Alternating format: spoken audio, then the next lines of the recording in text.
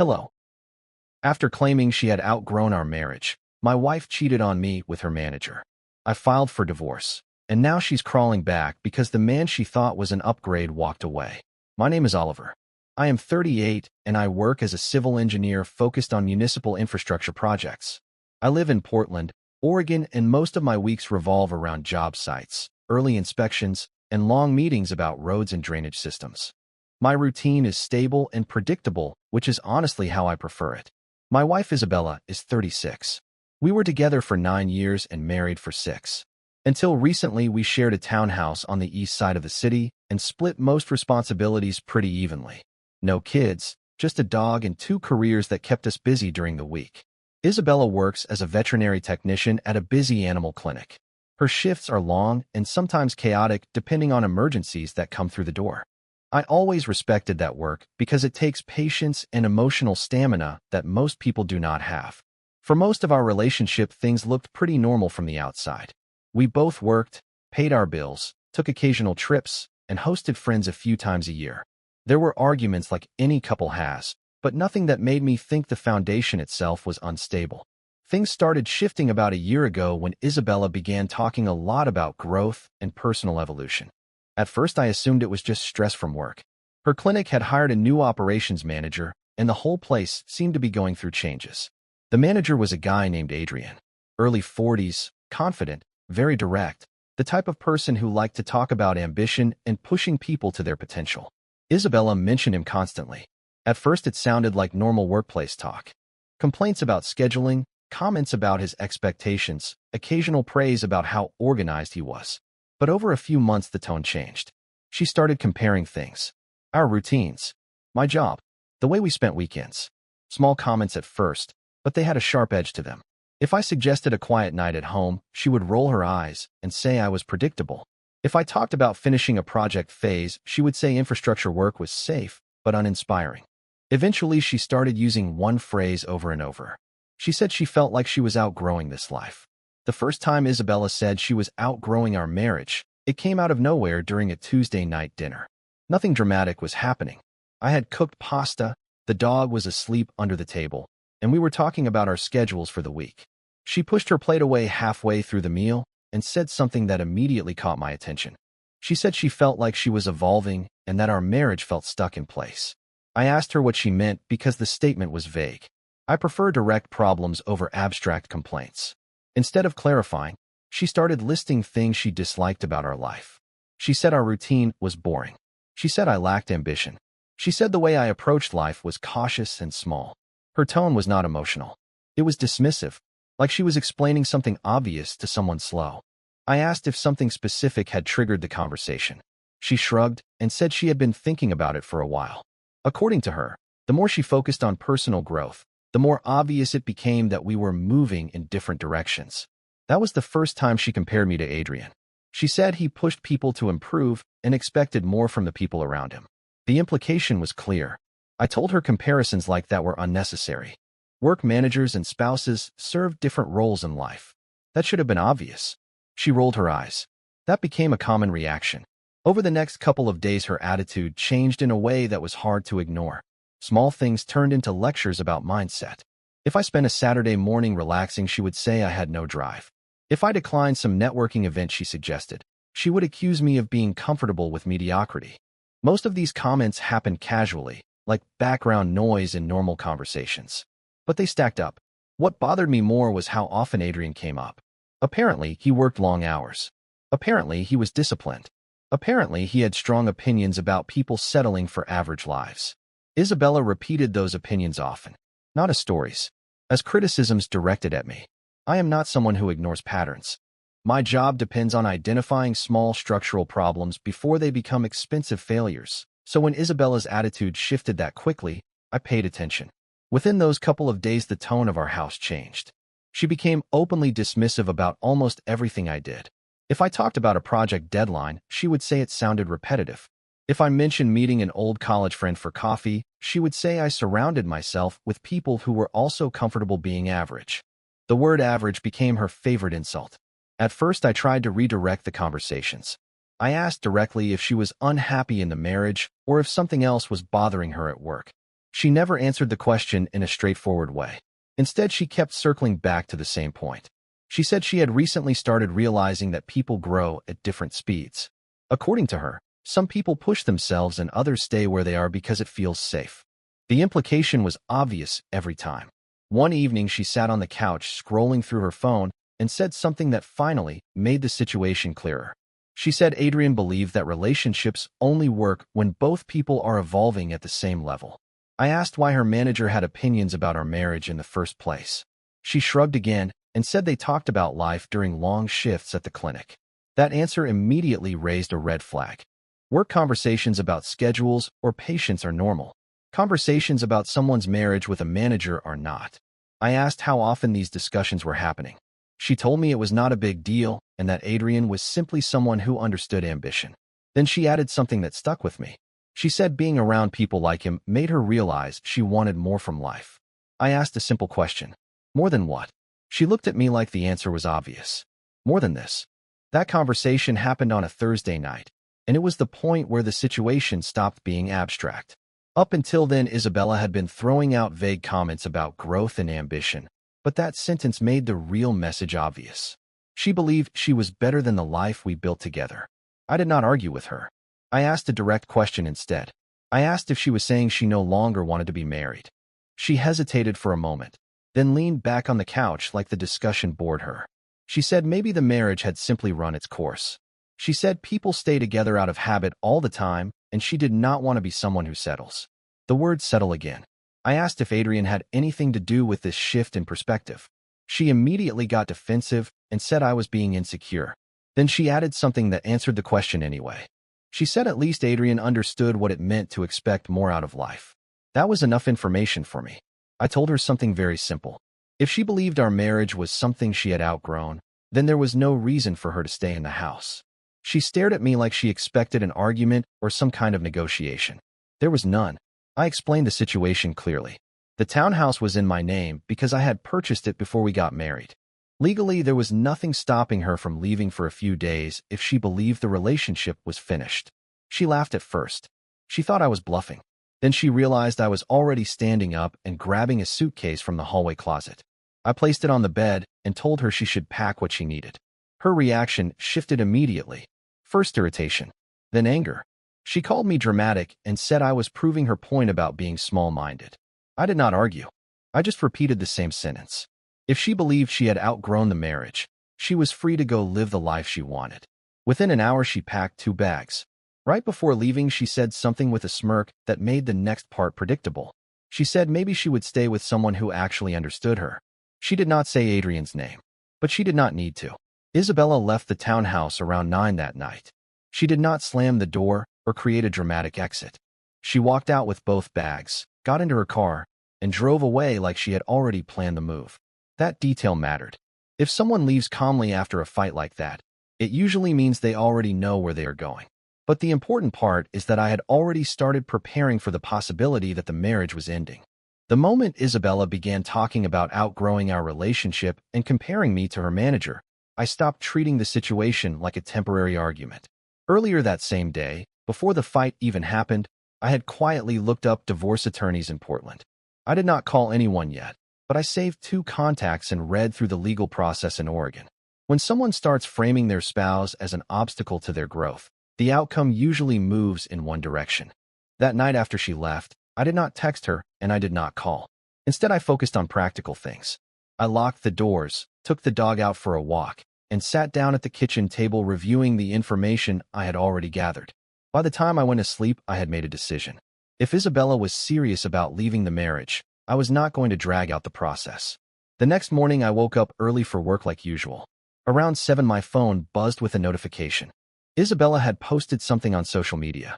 Normally, I ignore that kind of thing, but the timing made me curious. The photo showed her sitting at a restaurant patio with a drink in front of her. Across the table was Adrian. He was leaning into the frame, smiling like they had been out celebrating something. The caption said something about surrounding yourself with people who push you forward. It was not subtle. At that point, the situation became very simple.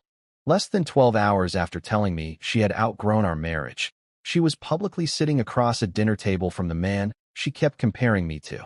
So during my lunch break that day, I called one of the attorneys whose number I had saved earlier. The consultation was scheduled for Monday morning. Monday morning, I met with the attorney. His office was in a small building downtown, not far from the courthouse. The meeting was calm and very procedural, which is exactly what I wanted. Divorce is mostly paperwork and timelines when there are no children involved. I explained the situation from the beginning.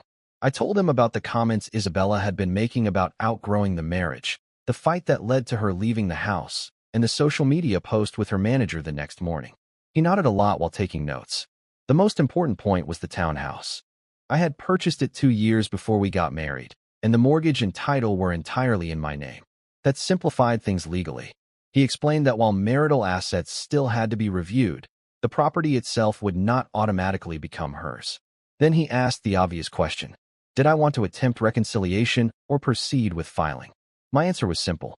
If someone believes they have outgrown the marriage and leaves to stay with another man, the relationship is already finished. There is nothing productive about pretending otherwise. So we started the paperwork. The process itself took less than an hour. Most of it involved documenting finances, the property situation, and confirming that we had no children together. Before I left his office, the attorney said something practical. He told me the biggest mistake people make in these situations is continuing emotional conversations with a spouse who has already moved on. According to him, once the decision is made, communication should stay limited and logistical. That advice matched my own instincts. When I got back to the townhouse that afternoon, Isabella still had not contacted me. No text, no call, nothing. But around 6 that evening my phone buzzed again. This time it was a message from her. Not an apology. Not even a question about the dog or the house. She asked if I could bring a few of her remaining clothes to the clinic parking lot later that week. Apparently, she was staying somewhere that did not have enough space for everything she left behind. She did not say where she was staying. But again, she did not need to. After that message from Isabella, I didn't respond. Not because I was being spiteful, but because responding would have invited the kind of emotional back and forth my attorney had warned against. She had already made her choice, and I had made mine by preparing for divorce from the moment she left. Any interaction now had to be practical, controlled, and strictly limited. I spent the next few days organizing the townhouse, gathering documents, and reviewing the financial records I had started compiling. Everything from bank statements to utility bills had to be ready for the filing process. It was methodical work, and it kept my mind from drifting back to the anger or disappointment I felt. I didn't want those emotions to dictate my actions. I wanted clarity. Meanwhile, Isabella's online presence made the situation obvious. Photos and stories posted at all hours showed her spending time with Adrian. Dinners, walks, even trips to parts of the city I'd never seen her explore with me. I didn't stalk her, but enough came through to confirm that she was fully invested in the new arrangement. It wasn't subtle. It was as if she wanted the world to see that she had moved on and had no intention of coming back.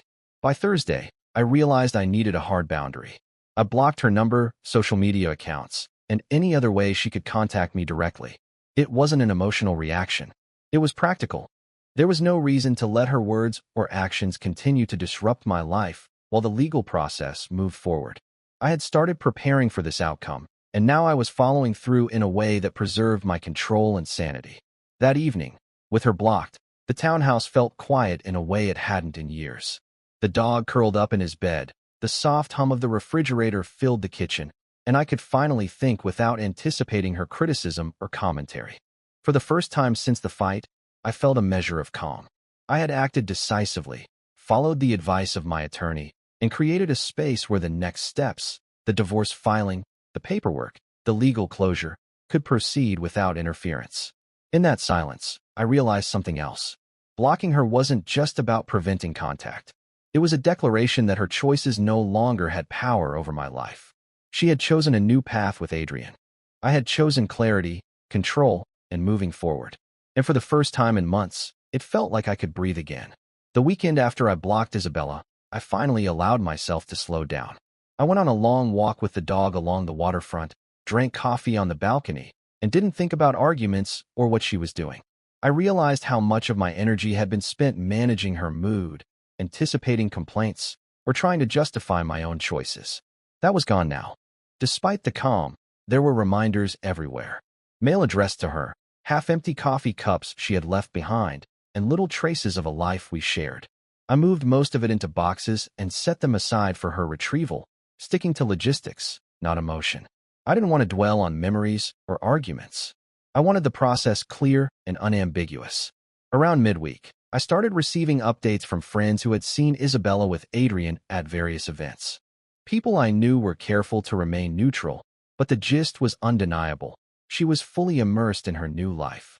It would have been easy to feel bitterness or even panic, but instead I felt confirmation. She had chosen, and I had already acted decisively. That clarity brought a strange relief. By Thursday, I finalized the documents I needed for filing. Mortgage statements, bank records, and personal property lists were all in order. I had double-checked everything twice. There would be no disputes or delays stemming from missed details. The divorce was now procedural, not emotional, and I intended to keep it that way. That night, I took a moment to reflect on what had changed in just a few weeks. The woman I had married 9 years ago had been replaced in her own mind by a different vision of life, one she thought Adrian embodied. The marriage itself wasn't failing because of mistakes I made, but because she had already decided to leave it behind. The weight of that realization was heavy but necessary. Accepting it meant I could stop hoping for reconciliation and start focusing on myself. And that focus was powerful. I could think without distraction, make decisions without fear of emotional manipulation, and begin imagining life after the divorce, not as a victim, but as someone with agency and control. The townhouse, the dog, the routines, the preparations, they were all mine now, and nothing she did could change that. By the following week, the divorce filing was officially underway. The attorney submitted all the documents, and I received confirmation that the process had started. With that step completed, I finally felt a concrete sense of closure forming. The fight, the messages, the social media posts, they were all part of a sequence that had led to a clear legal resolution. Even though Isabella was now openly with Adrian, I didn't feel the need to check her posts anymore. There was a strange freedom in no longer being tethered to her decisions or her timeline. Her choices had consequences for her, not me. I focused on my own life, the projects at work, weekends with the dog, and slowly regaining a sense of routine that wasn't dictated by someone else's mood swings or judgments. A few logistical tasks remained. I arranged for a friend to pick up the last of her belongings from the townhouse and stored them securely for her. No direct communication was necessary. Everything could be handled through a neutral intermediary. That eliminated any chance of confrontation or manipulation. It struck me how quickly things could shift once boundaries were set. The woman I had shared nearly a decade of life with was now completely separate from my daily existence, and I had built safeguards around my mental space before things spiraled. That foresight gave me a calm that I had never expected to find so quickly after such a personal upheaval. In quiet moments, I reflected on the way the situation unfolded. There was no prolonged drama, no drawn-out confrontations. The signs had been there from the beginning. Her comparisons, the lectures, the subtle criticisms, and I had acted decisively. That decisiveness turned a potentially chaotic emotional collapse into something procedural and controlled. I was no longer reacting, I was managing, and that management made the next steps almost straightforward. For the first time in months, I felt like I could focus entirely on what I wanted from life, separate from someone else's agenda. It wasn't about anger or revenge. It was about clarity, stability, and moving forward on my own terms. A few weeks later, the divorce was finalized. The paperwork confirmed what I had already known and prepared for. Isabella had no claim to the townhouse, and there were no complications with other shared assets. Legally, everything was clean. Emotionally, the weight of anticipation and uncertainty was gone. The day the divorce was official, I woke up early, took the dog for a long walk along the river, and let the quiet settle over me. There was no bitterness or desire for confrontation. There was only clarity. The past 9 years had been significant, but they were behind me. I was free to focus on my life without the interference of someone who had already moved on mentally and emotionally months before leaving. In the weeks that followed, I settled fully into a new routine. Work projects demanded attention, the dog required walks and care, and I began exploring hobbies and routines I had neglected while managing her moods and expectations. There was a sense of calm and control I had not felt in years. The townhouse felt like a sanctuary instead of a shared space under constant scrutiny. Every time I thought about Isabella and Adrian, it was detached. I knew they were together, that she had made her choice, and that I had already acted in accordance with my own values and needs. There was no need for revenge, no need for dialogue, and certainly no need for emotional upheaval. She had chosen her path. I had chosen mine. Looking back, the clarity came from decisive action and preparation. By anticipating her moves, setting firm boundaries, and treating the situation with procedural logic rather than emotion, I preserved not just my assets, but my peace of mind. Her attempts to compare, belittle, or manipulate had no power once I created clear limits. In the end, it wasn't about winning or losing. It was about recognizing when a relationship had ended, acting responsibly, and reclaiming control over my life. And in that reclamation, I found a sense of calm and self-respect that I had not realized was possible in the midst of so much upheaval. The chapter with Isabella was over, but the next chapter of my life, measured, controlled, and self-directed, was just beginning. Bye-bye.